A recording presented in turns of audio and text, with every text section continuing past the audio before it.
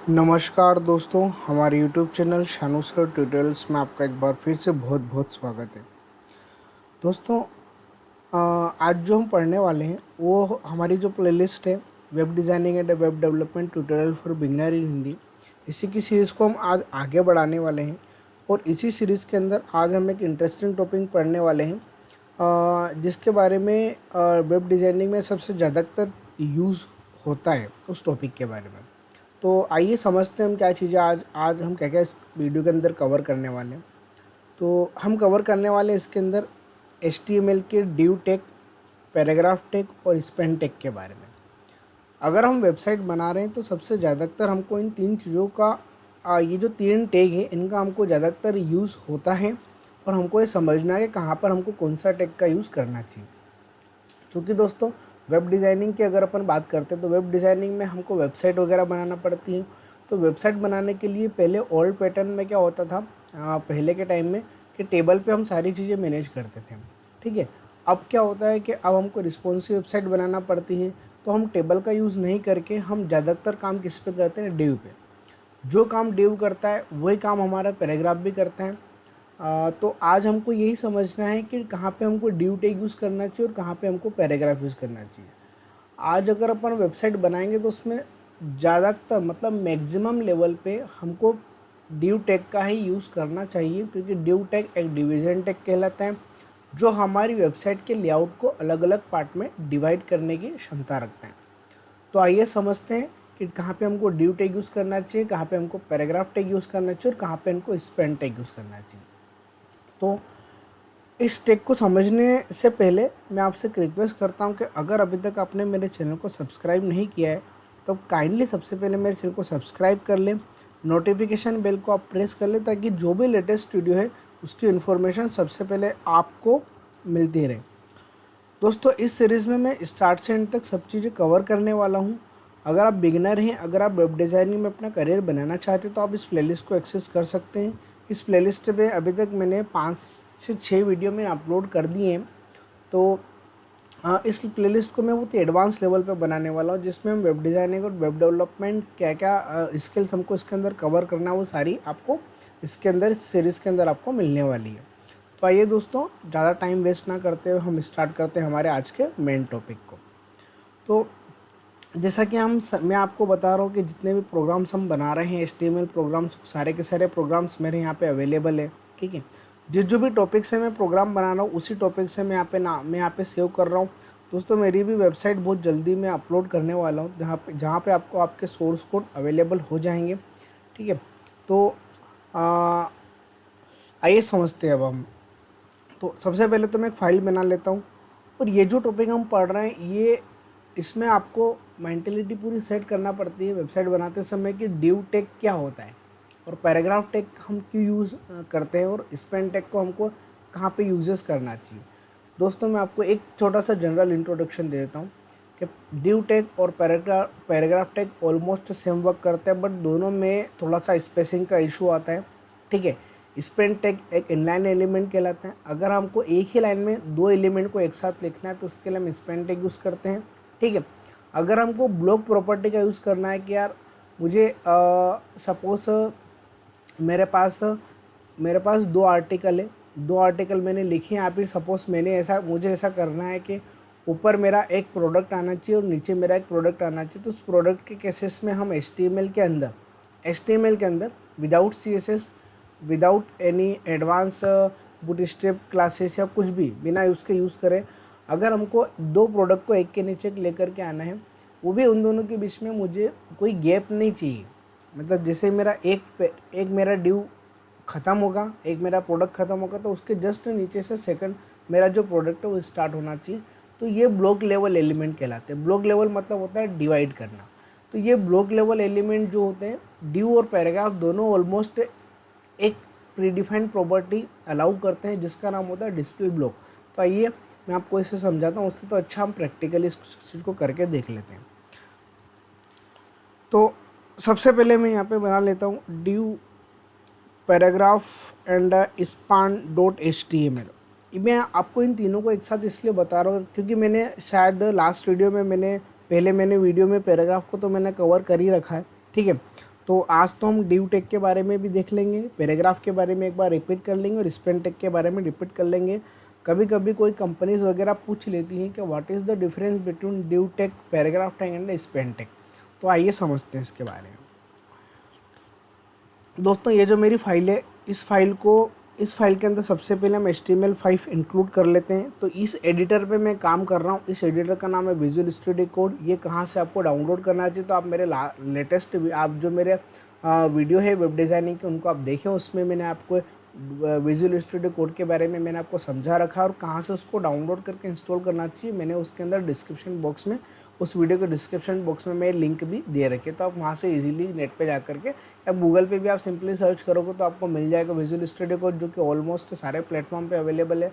आपकी जो भी मशीन है, विंडोज़ की है, लिनक्स की है, मैक की है, उस मशीन के अकॉर्डिंग आप उसको ईजिली डाउनलोड करके इंस्टॉल कर सकते हो और आप इस एडिटर का फ़ायदा उठा सकते हो।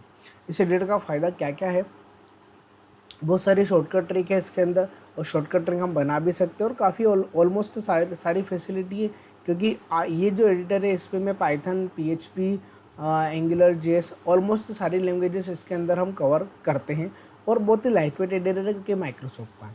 तो आइए समझते हैं div tag, paragraph tag and span tag के बारे में। सबसे पहले हम यहाँ पे एक टेम्पलेट प्रीडिफाइंड HTML5 के हम टेम्पलेट यहाँ पे इंक्लूड कर लेते हैं। जैसा कि आप देख रहे हो कि इतना सोर्स कोड पहले से लिखा हुआ आ गया। दोस्तों अगर आप नए हो तो आप यहाँ से स्टार्ट नहीं करें तो अच्छा है। आप वेब डिज़ाइनिंग के मेरे जो पुराने वीडियो वहाँ से आप देखें, क्योंकि मैंने उसमें डॉक टैग क्या है, जैसा कि आप देख रहे हैं, HTML क्या है, हेड टैग क्या है, मेटा क्या है, मेटा के अंदर व्यू पोर्ट क्या होता है, ये सारी चीज़ें मैंने उस वीडियो के अंदर HTML बेसिक स्ट्रक्चर नाम का आपको एक वीडियो मिलेगा, जिसके अंदर doctype, HTML, head, meta, ये सारे सब के बारे में मैंने उसके अंदर समझा रखा है। दोस्तों सबसे पहले हम बात करते हैं ड्यू टेक के बारे में। सपोज़ मैंने यहाँ पे एक ड्यू बनाया, उस ड्यू के अंदर मैंने यहाँ पे कुछ भी मैं एक मैसेज वगैरह यहाँ पे दे सकता हूँ। यहाँ पे मैंने दे दिया this is due 1, this is due 1। Due मतलब होता है डिवाइड करना। जैसा कि आप वेबसाइट वगैरह में, जैसा कि आप यूट्यूब का ये जो सेक्शन आप देख रहे हो, इसमें ये जो लेफ्ट हैंड साइड का जो मेन्यूज़ वगैरह आपको दिख रहा है, ये भी एक ड्यू में डिवाइडेड है। टॉप बार का जो आपको सेक्शन दिख रहा है, ये भी एक ड्यू में डिवाइडेड है। ये जो सेक्शन दिख रहा है, ये भी एक डिवाइडेड ड्यू में है। ये जो मेन्यू बार वगैरह दिख रहा है, होम, वीडियो, प्लेलिस्ट, ये भी किस में डिवाइड होगा, ड्यू में। और जैसा कि यहाँ पे देख रहे हो कि ये है, ये है, ये है, ये भी सेक्शन किस में डिवाइड होता है, ड्यू में। ड्यू में डिवाइड करने का फ़ायदा ये होता है कि एक हमारा वेबसाइट का जो लेआउट होता है, जैसे कि हम वेबसाइट की बात करते हैं तो एक वेबसाइट को बनाने के लिए हमको एक वेबसाइट के अंदर जो मटेरियल रहता है, कंटेंट रहता है, उसमें कौन कौन सा मटेरियल को मिला करके हम वेबसाइट बनाते हैं। तो एक तो वेबसाइट बनाते समय पहले आपको लेआउट बनाना पड़ता है और लेआउट बनाने के लिए सबसे पहले हमको फोटोशॉप में मॉकअप तैयार करना पड़ता है।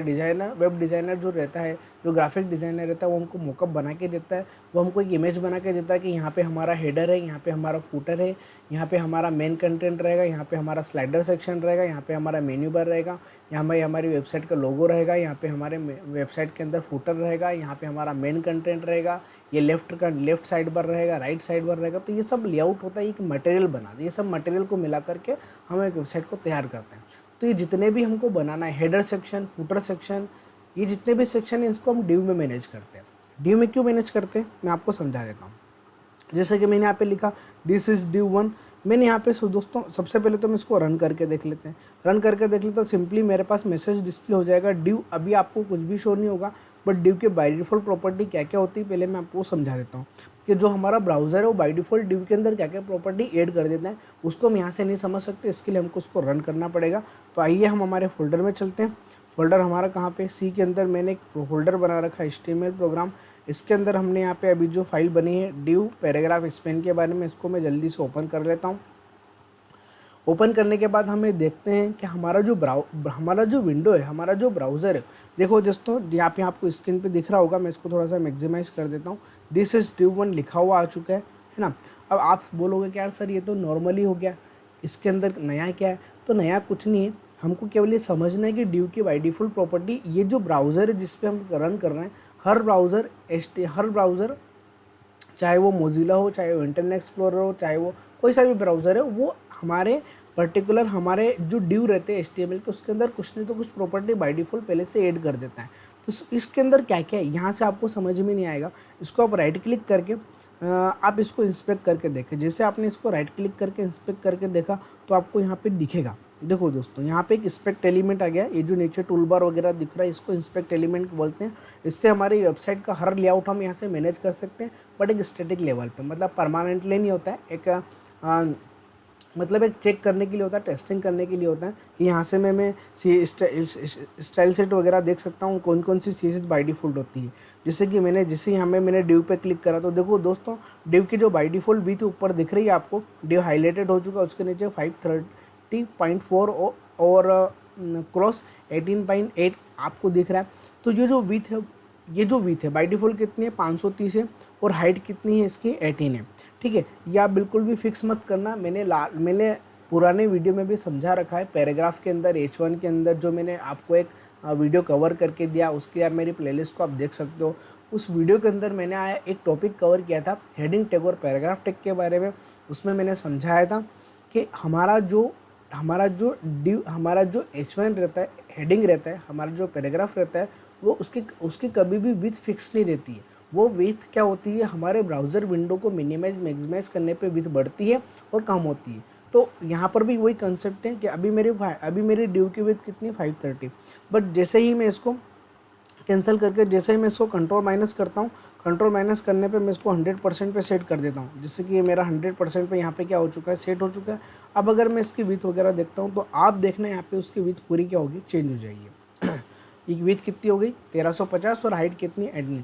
तो ऐसा क्यों हो रहा है? ऐसा इसलिए हो रहा है कि ये जो हमारा डिवीज़न टैग है, ये जितना भी हाईलाइटेड आपको दिख रहा है, आपको स्क्रीन पे जितना दिख रहा है, ये पूरा 100% कवर कर लेता है। 100% कवर कर लेता है मतलब क्यों करता है, उसके लिए आप इसको यहाँ पे क्लिक करना और देखो दोस्तों, ये जो राइट साइड बार में जो आपको स्टाइल शीट दिख रही है, इसमें ड्यू बाय डिफ़ॉल्ट आ रहा है यूज़र एजेंट स्टाइल शीट के अंदर। और यहाँ पे डिस्प्ले क्या है, ब्लॉक। डिस्प्ले ब्लॉक का मतलब ये होता है कि उसको डिवाइड करना, ब्लॉक लेवल पे उसको डिवाइड करना, मतलब 100% उसकी विड्थ क्या करता है, वो कवर कर लेता है। ऐसे कौन से ऐसे बहुत सारे टैग होते हैं जो बाय डिफ़ॉल्ट 100% विड्थ को कवर कर लेते हैं। जैसे कि H1 होता है, उसकी विड्थ बाय डिफ़ॉल्ट कितनी होती है, 100% होती है। अब मैं 100% क्यों बोल रहा हूँ, क्योंकि मैं 1350 यहाँ पे नहीं बोल सकता, क्योंकि अगर मैंने और कम कर दिया, मैंने 90% पे मेरी विंडोज़ को सेट कर दिया, तो उस केसेस में क्या होगा कि मेरा ब्राउज़र अगर 90% है, ब्राउज़र की विड्थ अगर ब्राउज़र की स्क्रीन अगर मेरी 90% है, तो उसकी क्या करता है, उसकी जो विड्थ है 1350 से ज़्यादा बढ़ा देगा। अगर 100% से लेकर के 150% कर दिया तो उसकी विड्थ क्या करता था, कम कर देता था। हम कभी भी ये अनुमान नहीं लगा सकते कि यार इसकी विड्थ कितनी होगी। इसके लिए इसकी बाय डिफ़ॉल्ट विड्थ हम कितने बोलते हैं उसको, 100%। क्यों बोल रहे हैं, क्योंकि देखो दोस्तों, ये पूरा सेक्शन कवर कर रहा है, लेफ्ट से लेकर के राइट तक पूरा के पूरा सेक्शन क्या कर रहा है, कवर कर रहा है। तो ऐसा क्यों करते हैं, क्योंकि इसकी बाय डिफ़ॉल्ट एक हमारा जो यूज़र एजेंट रहता है, हमारा जो बाय डिफ़ॉल्ट जो हमारा ब्राउज़र रहता है, उसकी कुछ प्रॉपर्टी पहले से सेट कर देता है। तो अभी जो उसने उसकी प्रॉपर्टी सेट कर रखी है, वो कौन सी सेट कर रखी है, आप यहाँ देखो, डिव के अंदर डिस्प्ले क्या होता है, ब्लॉक। डिस्प्ले ब्लॉक का मतलब ही यही होता है कि उसको ब्लॉक लेवल पे डिवाइड कर दो। ब्लॉक लेवल मतलब 100% पे पूरा कवर कर दो, ताकि अगला जो भी कंटेंट अगर मैं लिखता हूँ, अगला डिव के बाद अगर मैं कुछ भी लिखता हूँ, सपोज मैंने यहाँ पे लिखा हेलो, जैसे मैंने हेलो लिखा तो ये जो हेलो है वो उसके जस्ट नीचे रन होगा, इस नीचे शो होगा। जैसे कि अब ऐसा क्यों हो रहा है, हेलो तो पास में आना चाहिए, हेलो पास में इसलिए नहीं आएगा क्योंकि मेरा जो डिव है उसने पूरी 100% विड्थ को कवर कर रखा है। अब जो हेलो है वो कहाँ पे आ रहा है, देखो नीचे। अगर इस डिव की विड्थ अगर मैं HTML से मैनेज कर देता तो हेलो क्या आता है, उस दिस इज डिव 1 के पास में जस्ट क्या लिखा हुआ जाता है, मैंने यहाँ पे मेरे पास क्या लिखा हुआ था, हेलो। ये थोड़ा सा मैं मैक्सिमाइज कर देता हूँ, ये सही रहेगा। दिस इज डिव 1 के जस्ट पास में हेलो लिखा हुआ कभी भी नहीं आएगा, क्योंकि डिव की by default property display block रहती है और ये 100% अपनी विड्थ को कवर कर लेता है। यही कारण है कि दूसरा कोई भी कंटेंट अगर मैं लिखता हूँ तो वो हमेशा उस डिव के नीचे ही आएगा। तो डिव में आपको दो चीज़ें तो क्लियर होगी कि डिव की बाय डिफ़ॉल्ट विड्थ कितनी होती है, 100% होती है। और दूसरी बात ये होती है कि डिव के बाय डिफ़ॉल्ट विड्थ 100% होती है। डिस्प्ले प्रॉपर्टी क्या होती है, उसकी बाय डिफ़ॉल्ट ब्लॉक होती है। और तीसरा, अब अगर हम ये सोचते हैं कि यार हम HTML से डिव की विड्थ मैनेज कर लें, अगर हम HTML से डिव की विड्थ मैनेज करना चाहते हैं तो उसके लिए हम चेक कर लेते हैं कि डिव के अंदर अगर मैंने यहाँ पे एक एट्रीब्यूट लिखा, एक एट्रीब्यूट मैंने कौन सा लिखा, यहाँ पे एट्रीब्यूट कौन सा लिखा मैंने यहाँ पे, दोस्तों अगर हम div की विथ को अगर हम मैनेज करने जाएंगे तो इसकी div की विथ मैनेज नहीं होगी, क्योंकि div के अंदर HTML में विथ नाम का एट्रीब्यूट नहीं होता है। इसकी विथ मैंने कितनी मैनेज कर दी यहाँ पे 200। तो हम देखेंगे यहाँ पे कि जो div की विथ है वो अभी भी हमारे पास, अभी भी देखो div की विथ अभी भी कितनी मेरे पास 894, मतलब div की विथ कम नहीं हुई है। अगर div की विथ कम होती तो नीचे जो टेक्स्ट है हेलो ये इसके जस्ट पास में लिखा हुआ आता है। तो दोस्तों ये था हमारा div एलिमेंट। div एलिमेंट होता है हमारा डिवीज़न एलिमेंट कहलाता है। डिवीज़न एलिमेंट मतलब हमारी हर पर्टिकुलर कंटेंट को अलग अलग पार्ट में डिवाइड कर देता है। div की बाय डिफ़ॉल्ट विथ 100% होती है। div के अंदर विथ नाम का एट्रीब्यूट वर्क नहीं करता है, और div की जो बाय डिफ़ॉल्ट प्रॉपर्टी होती है वो डिस्प्ले ब्लॉक होती है। अब दोस्तों अब सपोज div के बाद हम थोड़ा सा यहाँ पे डिस्कस कर लेते हैं पैराग्राफ के बारे में, कि पैराग्राफ भी ऑलमोस्ट हमारा सेम वर्क करता है। पहले इसको मैं कमेंट कर देता हूँ, इसको मैंने यहाँ पे इसको कमेंट कर दिया है। कमेंट करने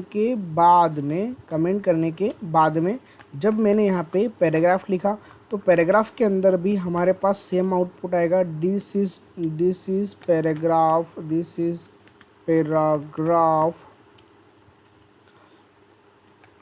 पैराग्राफ 1। इसको मैंने यहाँ पे बंद कर दिया, दिस इज पैराग्राफ 1 लिखा। अब पैराग्राफ का भी ऑलमोस्ट आउटपुट क्या आता है हमारे लिए सेम आता है। जस्ट 1 सेकंड, मैंने इसको यहाँ पे शायद पैराग्राफ मैंने यहाँ पे जैसे ही लिखा है, हाँ दिस इज पैराग्राफ 1 लिखा हुआ गया। अब इस पैराग्राफ 1 की अगर मैं बाय डिफ़ॉल्ट प्रॉपर्टी देखता हूँ तो देखो दोस्तों पैराग्राफ की भी विड्थ कितनी हो रही है 894 हो रही है, और हाइट कितनी हो रही है 18 हो रही है। और पैराग्राफ पे जब मैं क्लिक करता हूँ तो पैराग्राफ के अंदर भी यहाँ पे आप देख रहे हो स्टाइल शीट के अंदर के बाय डिफ़ॉल्ट स्टाइल शीट क्या रहती है, इसकी डिस्प्ले ब्लॉक रहती है। तो यही पैराग्राफ का भी रीज़न रहता है कि इसकी विथ 100% रहती है, इसका डिस्प्ले क्या रहता है, ब्लॉक रहता है। और इसके बाद अगर मैं कोई भी कंटेंट वगैरह लिखता हूँ तो उसके जस्ट नीचे आएगा, तो यही काम होता है हमारा पैराग्राफ। तो दोस्तों पैराग्राफ और div में डिफरेंस ये कि अगर मुझे सेक्शन बनाना है तो सेक्शन हमेशा मैं किससे बनाता हूँ, div से बनाता हूँ, और div के अंदर मैं पैराग्राफ यूज़ कर सकता हूँ। आप कभी भी ऐसा मत करना कि आप पैराग्राफ से सेक्शन बना रहे हो। पैराग्राफ से सेक्शन बनाने में प्रॉब्लम नहीं है, पर पैराग्राफ के अंदर जैसा कि आप स्क्रीन पे देख रहे हो यहाँ पे आपको हाईलाइटेड करके दिस इज पैराग्राफ 1 तो हाईलाइटेड करके वो आ रहे हैं, पर ऊपर और नीचे कुछ आपको विंडोज़ वगैरह यहाँ पे दिख रही। देखो आप यहाँ पे कुछ कलर वगैरह आपको दिख रहे हैं, ऑरेंज टाइप पे आपको कुछ कलर वगैरह दिख रहा है। तो इसका पैराग्राफ में ये होता है कि पैराग्राफ अपनी टॉप मार्जिन और बॉटम मार्जिन में बाय डिफ़ॉल्ट स्पेस ले लेता है। ऐसा div के साथ नहीं था, अगर मैं यहाँ पर div भी लिखता हूँ, अगर मैंने यहाँ पर div को भी इनेबल कर दिया, अब देखते हैं ज़रा। अब देखो आप div के अंदर केवल हाईलाइटेड क्या है, दिस इज़ div 1, उसकी टॉप मार्जिन और बॉटम मार्जिन में कोई भी हाईलाइटेड यहाँ पे शो नहीं हो रहा है। जैसा कि हम पैराग्राफ के अंदर देखते हैं, पैराग्राफ के अंदर टॉप मार्जिन और बाय डिफ़ॉल्ट मार्जिन पहले से इंक्लूडेड रहती है, मतलब पैराग्राफ हमेशा टॉप से स्पेस ले लेता है और बॉटम से भी कुछ तो कुछ स्पेस लेकर के चलता है। तो अगर मैं वेबसाइट बनाते समय अगर मैं किसी सेक्शन को, कोई भी सेक्शन मुझे बनाना है, सपोज मुझे हेडर सेक्शन बनाना है, तो हेडर सेक्शन को बनाने के लिए अगर मैं पैराग्राफ यूज़ करता हूँ तो मुझे पहले तो टॉप मार्जिन और बॉटम मार्जिन को वहाँ से रिमूव करना पड़ेगा। रिमूव करने के लिए मुझे कुछ पर्टिकुलर CSS लिखना पड़ेगी। तो हम चाहते हैं कि ऐसे अगर मैं वेबसाइट पूरी पैराग्राफ से बनाऊँ, हर जगह पर अगर मैं पैराग्राफ लूँ तो मुझे हर जगह पे उसके टॉप और बॉटम मार्जिन को वहाँ से रिमूव करना पड़ सकता है। ऐसा div के साथ नहीं होता है। div ब्लॉक लेवल एलिमेंट कहलाता है, पर div की हाईलाइटेड नहीं तो उसमें टॉप मार्जिन रहती है, नहीं बाय डिफ़ॉल्ट क्या रहती है, उसके अंदर बॉटम मार्जिन रहती है।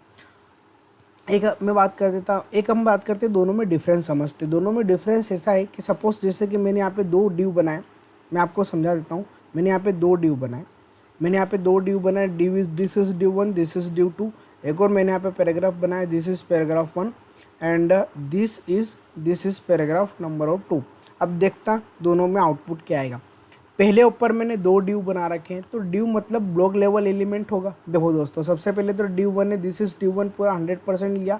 उसी के जस्ट नीचे क्या लिखा हुआ है, डिव 2। अब इन दोनों में कोई भी स्पेस नहीं है, इन दोनों के बीच में कोई भी बाय डिफ़ॉल्ट स्पेस नहीं है। जैसा कि आप पैराग्राफ में देख रहे हो कि जैसे मैंने पैराग्राफ लिखा, 2 पैराग्राफ को जब मैं पास लिखता हूँ तो पैराग्राफ दोनों के बीच में बाय डिफ़ॉल्ट क्या ले लेता है, टॉप मार्जिन और बॉटम मार्जिन दोनों में से बाय डिफ़ॉल्ट ऐड कर लेते हैं।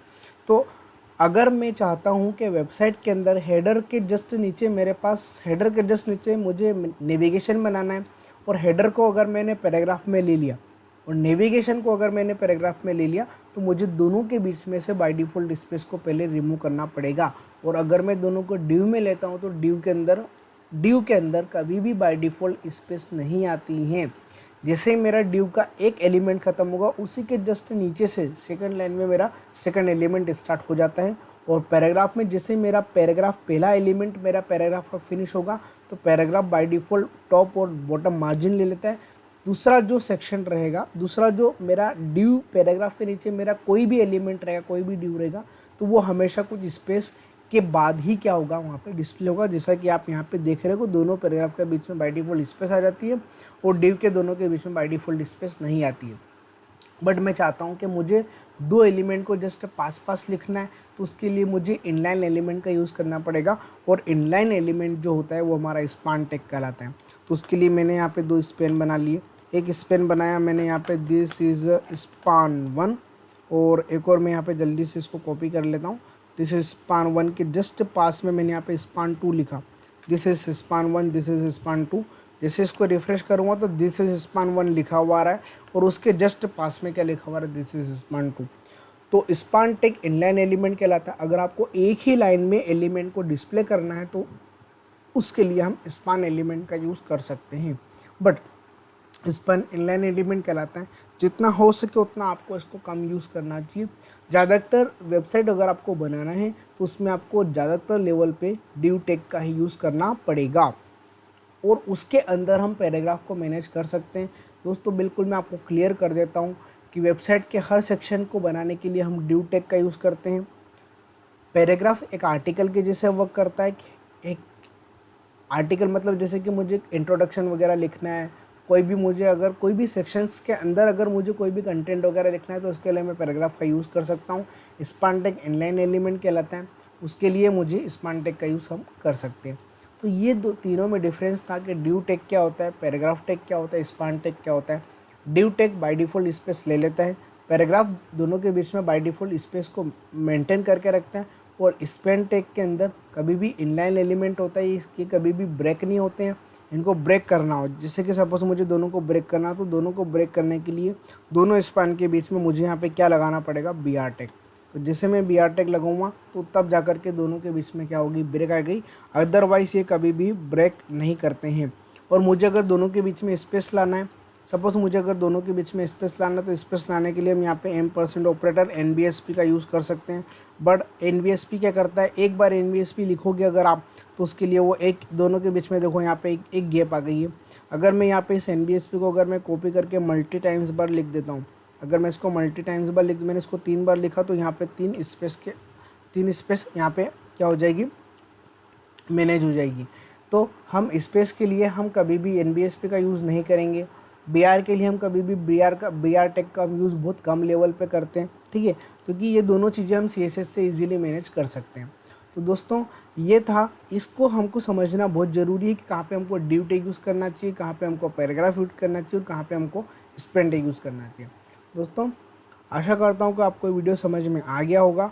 तो ये HTML का सबसे अच्छा पार्ट है, HTML के सबसे अच्छे डिव होते हैं, क्योंकि एक वेबसाइट के तौर पे अगर हम देखते हैं तो सब वेबसाइट के तौर पे हमको डिव टैग, पैराग्राफ टैग और स्पैन टैग के बारे में पता होना चाहिए कि डिव टैग डिवीज़न एलिमेंट कहलाता है, पैराग्राफ टैग कंटेंट, अगर मुझे कोई कंटेंट आर्टिकल लिखना है तो उसके लिए मैं पैराग्राफ का यूज़ करता हूँ। अगर मुझे इनलाइन एलिमेंट पे कोई भी कंटेंट लिखना है एक ही लाइन में बिना ब्रेक करे, तो उसके लिए मैं स्पैन एलिमेंट का यूज़ कर सकता हूँ। तो ये तीनों में डिफरेंस था।